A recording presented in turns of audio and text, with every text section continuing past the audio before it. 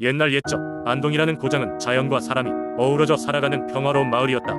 이 마을에는 몇 세대에 걸쳐 전해 내려오는 독특한 민속신앙이 있었으니 그것은 바로 나무 수호신을 모시는 것이다. 나무 수호신은 마을 한가운데에 뿌리를 내린 커다란 느티나무에 깃들어 있다고 믿어져 왔다. 이 커다란 나무는 마을 사람들의 삶과 밀접한 관련이 있었고 마을에 중요한 일이 있을 때면 언제나 사람이 모여드는 장소였다. 어느 해 여름 마을에 갑작스럽게 이상한 일이 벌어졌다. 부처에서 동물이 이유 없이 떼죽음을 당하고 한밤중에 이상한 소리가 울려 퍼지기 시작한 것이다. 그 소리는 마치 하늘과 땅이 노래하는 것처럼 은근히 두려움을 주었고 사람들은 차례로 밤잠을 이루지 못하게 되었다. 많은 마을 사람들이 이 현상을 놓고 두려움과 불안에 떨고 있을 때 한 원로 주민이 입을 열었다. 이는 나무 수호신의 경고일지도 모른다. 수호신의 뜻을 알아야 한다 라고 그는 말했다. 마을 사람들은 즉시 원로의 말에 따라 나무 수호신과 소통하기 위한 의식을 준비하기 시작했다. 의식은 해질 무렵에 시작되었다.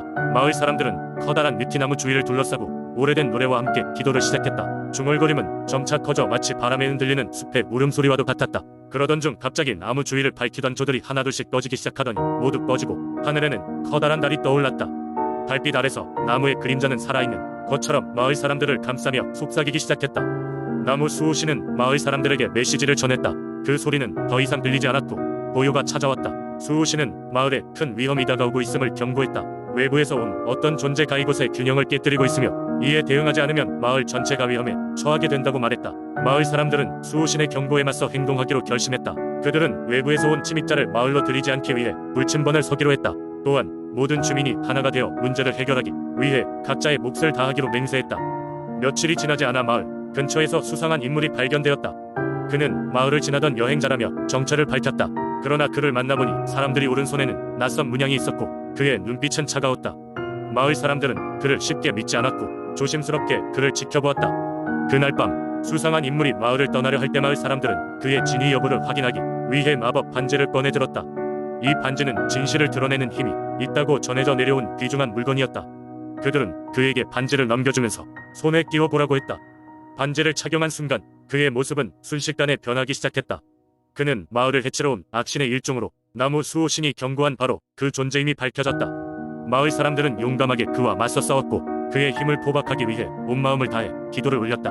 느티나무는 드디어 빛을 발하며 나무 수호신의 힘이 마을 사람들에게 전해져 모두의 힘이 하나로 모였다. 악신은 결국 마을을 떠나 다른 곳을 찾게 되었고 마을은 다시 평화로운 나날을 되찾을 수 있었다. 그 이후로 안동의 마을 사람들은 더욱더 나무 수호신에 대한 믿음을 깊이 새기며 매년 같은 시기에 의식을 거행하여 마을을 지키는 전통을 지속해오고 있다. 느티나무는 여전히 그 자리에서 마을을 내려다보고 있으며 사람들은 그 나무 아래에서 매년 중요한 약속을 나누고 서로의 안전을 기원하고 있다. 두 번째 이야기, 옛날 옛적 동해안의 작은 마을 울진에는 바다와 산이 만나는 그 경계에서 수많은 민속신앙이 전해졌습니다. 그 중에서도 가장 신비하고 사람들에게 많은 영향을 끼친 전설은 이바굿 항아리의 이야기였습니다. 마을의 어르신들은 이 이야기로 마을 사람들에게 지혜와 교훈을 전하고는 했습니다. 지금으로부터 약 300년 전 울진에는 한 어촌 마을이 있었습니다. 이 마을은 바다에서 고기를 잡아 생활하고 풍작의 기쁨과 흉작의 슬픔을 함께 나누며 살아가는 곳이었습니다. 하지만 어느 해 갑자기 불어닥친 거센 태풍으로 마을의 모든 배가 파손되고 어부들은 바다에 나갈 수 없게 되었습니다. 사람들은 큰 불안에 빠졌고 식량은 바닥을 드러내기 시작했습니다. 그때 마을 어깨에는 늘 이상한 항아리가 놓여 있었습니다. 누가 언제 놓았는지는 모르지만 이 항아리는 항상 그 자리에 있었습니다. 사람들은 이를 이바굿 항아리라 불렀습니다. 항아리는 아무도 열어보지 않았지만 항상 신비로운 기운이 감돌았습니다. 마을 사람들은 그 항아리가 천연히 상서로움을 가지고 있다고 믿으며 항상 그 주위에 제사를 지냈습니다. 태풍이 지나간 후에도 항아리는 온전한 상태로 남아있었습니다. 마을의 최고령자인 영감님은 마을 주민들을 모아놓고 이 항아리를 열 때가 되었다고 선언했습니다. 영감님은 이 항아리가 마을을 구할 수 있는 신비한 힘을 가지고 있을 것이라 직감했습니다. 모두의 이목이 이바굿 항아리에 집중되었습니다. 항아리를 열기로 한 날 마을 사람들은 항아리 앞에 모여들었습니다. 영감님은 주민 한 명 한 명과 눈을 마주치며 무언의 용기를 주었습니다. 드디어 항아리의 뚜껑이 열리자 놀랍게도 그 안에는 끝없이 고소한 향이 나는 쌀이 가득 차 있었습니다. 사람들은 경이로움에 빠져 그 광경을 바라보았고 주민들은 하나둘 항아리에서 쌀을 퍼나르기 시작했습니다. 그 쌀은 기적처럼 계속해서 나왔고 마을은 당장 굶주림에서 벗어날 수 있었습니다. 그 후로도 항아리는 사라지지 않았고 마을 사람들은 그 항아리가 마을 이수신이 되어주었다고 믿었습니다. 해마다 그 앞에서는 성대한 제사가 열렸고 마을 사람들은 감사의 마음을 담아 바다에서 얻은 생선과 농작물을 바쳤습니다. 그리고 사람들은 이 항아리를 경외하며 마을의 화합과 안녕을 기원했습니다. 세월이 흐르고 세대가 바뀌어도 울진의 사람들은 이바굿 항아리 전설을 전해 내려오며 공동체의 결속을 다졌습니다.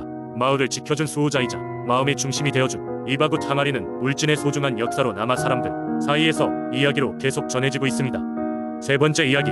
옛날 강원도 강릉 지역에는 대관령 산자락 주변에 사람들이 모여 작은 마을을 이루고 살고 있었습니다. 이 마을 사람들은 대관령 산이 산신령을 신성시하며 그를 마을의 수호신으로 여기며 살았습니다. 대관령 산신은 마을 사람들에게 풍요와 안전을 가져다주고 그들의 삶을 지켜주는 존재로서 오랫동안 전해 내려왔습니다. 어느 날 마을에는 큰 가뭄이 찾아왔습니다. 이로 인해 농작물은 바싹 마르기 시작했고 마을 사람들의 얼굴에는 근심과 걱정이 가득 찼습니다. 마을 장로들은 회의를 열어 이 문제를 어떻게 해결해야 할지 큰 고민에 빠졌습니다. 그때 한 노인이 입을 열었습니다. 우리에게는 대관령 산신이 있지 않소. 우리는 산신에게 도움을 청해야 하오. 마을 사람들은 이 말에 동의했고 산신에게 기도를 올리기로 결정했습니다. 며칠 후 마을 사람들은 정성을 다해 제물을 준비하고 대관령 산으로 올라갔습니다. 그들은 산신이 계신 곳으로 알려진 곳에서 제물을 바치고 간절한 마음으로 산신에게 기도를 올렸습니다. 그들은 산신이 그들의 기도를 들어주길 간절히 바랐습니다. 기도를 드린 후 마을로 돌아온 사람들은 작은 기적을 보았습니다. 하늘이 점점 어두워지더니 이내비가 내리기 시작한 것입니다. 마을 사람들은 기쁨에 찬한호성을 지르며 서로를 끌어안았습니다. 가뭄은 그렇게 끝이 났고 마을은 다시금 삶의 활기를 찾게 되었습니다. 이 사건 이후 마을 사람들은 대관령 산신에 대한 믿음을 더욱 굳게 갖게 되었습니다. 그들은 산신을 위한 작은 제사를 매년 지내며 감사의 마음을 잊지 않았습니다. 산신 제사는 마을의 중요한 행사로 자리 잡았고 대관령 산신에 대한 이야기는 세월이 흘러도 변함없이 전해 내려왔습니다. 대관령 산신 이야기는 단순히 가뭄을 해소시킨 기적에 그치지 않았습니다. 사람들 사이에서는 대관령 산신이 어려운 시기에 마을 사람들을 보호하고 그들에게 지혜와 용기를 준다는 믿음이 자리 잡았습니다. 마을 사람들은 어려운 일이 닥칠 때마다 산신에게 기도를 올리며 서로를 돕고 함께 어려움을 극복해 나갔습니다. 이 이야기는 오늘날까지 강릉 지역 주민들 사이에서 전해지며 지역 문화의 중요한 부분이 되었습니다. 강릉의 사람들은 여전히 대관령 산을 오르며 산신에게 존경과 감사의 마음을 전하고 있습니다. 그리고 대관령 산신은 강릉을 수호하는 존재로서 마을의 평화와 번영을 계속해서 지켜주고 있다는 믿음을 간직하고 있습니다. 네 번째 이야기. 옛날 옛적 경상북도 문경의 깊은 산속에는 산신령이 살고 있었다. 그는 산을 지키는 수호자로서 산을 찾는 이들에게 때때로 도움을 주거나 시련을 주곤 했다. 그의 존재는 수많은 전설과 이야기를 통해 회자되곤 했는데 그 중에서도 가장 유명한 이야기가 바로 새 나무꾼과 산신령의 이야기이다. 이 새 나무꾼은 항상 우애가 깊어 산속에서 함께 나무를 하며 살아갔다. 어느 날 그들은 더 나은 나무를 찾아 평소 가지 않던 깊은 산골짜기로 들어가게 되었다. 그러나 그들이 얼마나 산속 깊이 들어왔는지 몰랐던 그들은 길을 잃고 말았다. 해가 뉘엿뉘엿 지고 점점 날이 어두워지자 그들은 두려움에 떨기 시작했다. 고민 끝에 나무꾼 중 가장 나이가 많은 장남이 이렇게 말했다. 우리가 산신령에게 도움을 청해보는 건 어떨까? 산신령은 길 잃은 나그네에게 자비를 베푼다는 이야기를 들어본 적이 있어. 셋은 긴급하게 산신령을 찾기 시작했다. 그러다 길 옆에 자리한 작은 제단을 발견하게 되었고 그곳에 무릎을 꿇고 도움을 간절히 기도했다. 그때 따스한 바람이 불어오며 갑자기 제단 앞에 웅장한 백발의 노인이 나타났다. 바로 산신령이었다. 그의 눈은 깊고 맑았으며 손에는 은빛 지팡이가 들려 있었다. 산신령은 나무꾼들의 어려운 사정을 듣고자 했다. 나무꾼들은 그동안의 경위를 설명하며 산신령에게 길을 안내해 주기를 간청했다. 산신령은 잠시 묵묵히 생각하더니 이렇게 말했다. 너희의 마음이 선량하니 내가 돕겠다. 그러나 너희 역시 이 산이 지녀야 할 부분임을 마음 깊이 받아들이고 산을 아끼고 지키며 살아가야 한다. 새 나무꾼은 고개를 숙여 그 약속을 받아들였다. 산신령은 지팡이로 땅을 한번 두드리자 그들 앞에 자신들이 온 길로 돌아갈 수 있는 빛나는 길이 나타났다. 나무꾼들은 시시각각 변하는 빛의 길을 따라가며 산길을 안전하게 빠져나올 수 있었다. 그 후로 새 나무꾼은 산신령의 가르침을 잊지 않고 산과 자연을 지키기 위해 열심히 노력했다. 그리고 이 이야기는 문경 지역 사람들에게 전해지며 오늘날까지도 산을 존중하고 자연을 사랑하는 마음을 가르치는 교훈으로 남게 되었다.